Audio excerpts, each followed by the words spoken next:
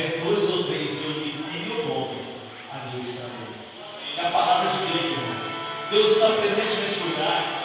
O Espírito Santo de Deus está presente nesse lugar. E é um privilégio enorme, meu irmão, que temos nessa noite, todos nós, de aqui, louvar e agradecer o nome do Senhor Jesus. Amém? Então você nessa noite vai dar o seu melhor.